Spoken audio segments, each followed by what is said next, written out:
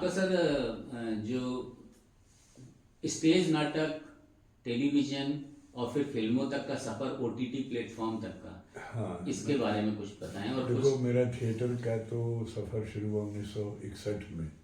मैंने पहला नाटक किया था हमारे मोहल्ले में, बाग मक्का में पास में, और शरफाबाद में जो रस्तोगी लोग रहते थे वो लोग नाटक करते थे। तो मैंने देखा, तो एक बार मैंने भी अपने मामा जी से कहा हिस्सा लूँगा, तो मैंने हिस्सा लिया। तो वो मेरा सिलसिला चलता रहा। फिर मुझे राजेश्वर बच्चन जी एक मिले, ट्रांसपोर्ट ऑफिस में काम करते थे। उन्होंने मुझे थिएटर के कुछ गुण सिखाए, तो उससे मुझे सीखने का मौका मिला। तो फिर 1962 में या शायद 64 था, मुझे रविंद्रालय में पहला काम करने को मौका मिला। उसके लिए मैंने हीरो का रोल किया था। वो चाइनीज इन्वेजन के ऊपर कुछ था प्ले। तो फिर जो हीरो का रोल किया, तो फिर हीरो का रोल मुझे मिलने लगे। फिर 1967 में यहाँ के.वी. चंद्रा साहब बहुत मशहूर डायरेक्टर हुआ करते थे सॉन्ग एंड ड्रामा डिवीज़न में। मैंने उनके साथ प्ले किया जय सोमनाथ। तो पहले जो कर्टेन, जो सेट वगैरह थे, कर्टेन लगते थे, पर्दे। पर्दे में महल बन गया, पर्दे में फव्वारा लगा दिया, गार्डन बन गया। प्रिंट होता था पर्दे पे। हाँ, पर्दे पे होता। प्रिंट होता था। बाद में फिर नाटक जो थे मंच, स्टेज बनने लगे, मतलब सेट बनाए जाने लगे। तो उसमें पहला नाटक मैंने किया था, सेट लगा हुआ, उसका नाम था रक्तदान। वो हुआ था कारपोरेशन में, जो ऊपर त्रिलोकनाथ हॉल है। तो आप वो सीढ़ी बता रहे हैं कि किस तरह से ये ग्रो भी किया टेक्नोलॉजी वाइज। थिएटर भी किया। और 1967 की जो मैं बात कर रहा था, वो के.वी. चंद्रा साहब ने मुझे बुलाया, बच्चन जी ने मुझे भेजा था, मेरे गुरु जी ने। तो वहाँ क्या हुआ कि उन्होंने रविंद्रालय में पूरे रविंद्रालय के हाइट और विड्थ ले करके मॉस्किटो नेट के पर्दे लगाए थे, मच्छरदानी के पर्दे लगाए थे, और उस पर पैच वर्क से उन्होंने सेट बनाया था। जैसे वो है सोमनाथ जी का मंदिर है, तो उसमें शिव जी का जो लिंग है वो उन्होंने पर्दे पे पैच वर्क से बनाया था। तो क्या होता था, जब लाइट पड़ती थी तो जो जाली होती थी वो तो गायब हो जाती थी, है ना। मॉस्किटो नेट जो है वो तो गायब हो जाता था, दिखता ही नहीं था, दिखता ही नहीं इनविजिबल था। हो गया। और बीच में वो दिखाई, तो लगता था 3 डायमेंशनल इफेक्ट मिलता था, लगता था शिवलिंग बीच मंच पे रखा हुआ है। तो ऐसे उन्होंने 4 सेट बनाए थे।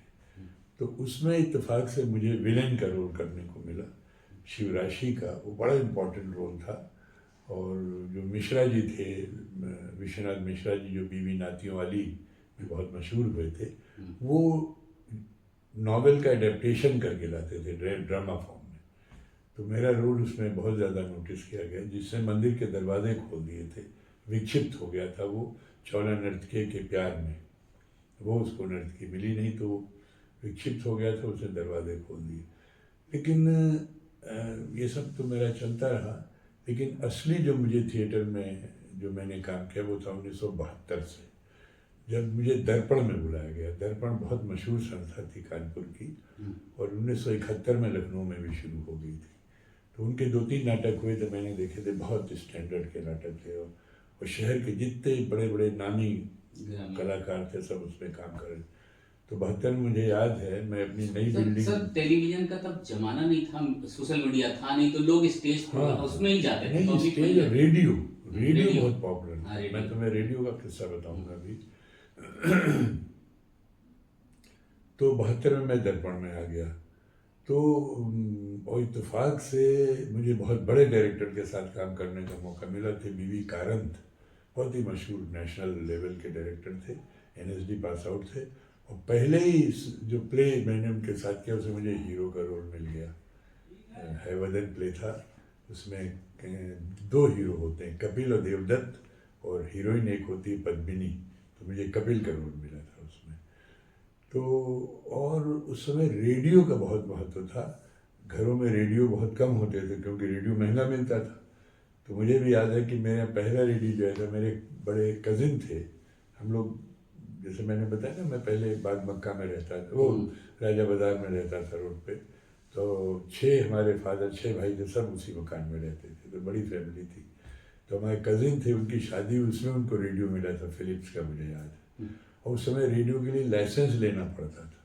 आप रेडियो ऐसे नहीं चला सकते, नहीं, पोस्ट ऑफिस से। पोस्ट ऑफिस से। हाँ, आप एंटीना लगाते थे, एंटीना से रेडियो सिग्नल पकड़ता था, तब रेडियो बजता था। तो बड़े साइज का होता होगा, ट्रांजिस्टर बेस्ड नहीं नहीं, बड़े बड़े बड़े रेडियो, होते जो वॉल जितना वाले जो लाइट जलती थी अंदर, जो वॉल। जितने बड़े होते थे उतना ट्रांसमिशन क्लियर सुनने को मिलता था, ये भी था उसमें। तो खैर हमारे यहाँ फिलिप्स का आया था, उनको शादी में मिला था, तो हम लोग सुनते थे। तो उस समय रेडियो का इतना ग्लैमर था, जैसे मैं नाम सुनता था जयदेव शर्मा कमल प्रस्तुत करता, कभी नहीं सोचा था कि मुझे भी रेडियो पे कभी काम करने का मौका मिलेगा, टीवी पे मिलेगा। तो एक बार वो हमारे कपड़े की दुकान पे आ गए कमल जी, तो मेरे बड़े भाई साहब ने इंट्रोड्यूस किया, मालूम था कि मैंने थिएटर करता हूँ। अरे तुम्हें मिलवा के, अरे मेरी आंखें फटी की फटी रहेगी। मैंने कहा मैं कमल जी मेरे सामने खड़े, जैसे कि कोई देवता मेरे सामने खड़े हुए, मैं उनको देख रहा हूँ। ये रेडियो का ऑरा था। तो उसी में जब मुझे बाला साहब मिले, मेरे एक दोस्त थे, जय सोमनाथ में ही मिले थे, उनसे मेरी फिर दोस्ती हो गई।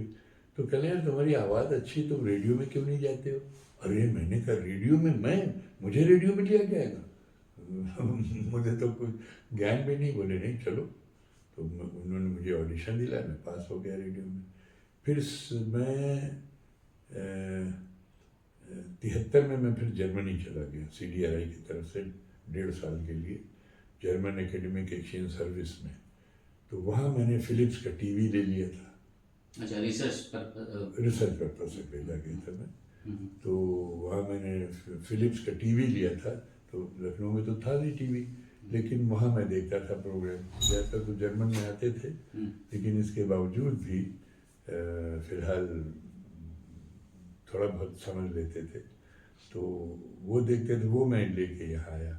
और जब 75 में जब यहाँ दूरदर्शन शुरू हुआ, तो मैंने भी दूरदर्शन में ऑडिशन दिया, वहाँ भी मैं पास हो गया। तो उस तरीके से मेरे दूरदर्शन में नाटक शुरू होने लगे। अब दूरदर्शन में बड़ा एक्साइटेड रहते थे भैया, अपने दोस्तों से कहते आज मेरा नाटक आएगा देखना।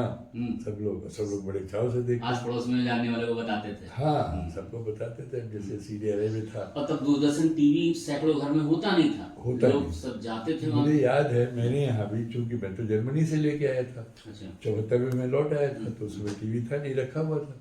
तो जब ट्रांसमिशन शुरू हुआ तो लोग, हमारे घर में ढेरों भीड़ लगती थी, लोग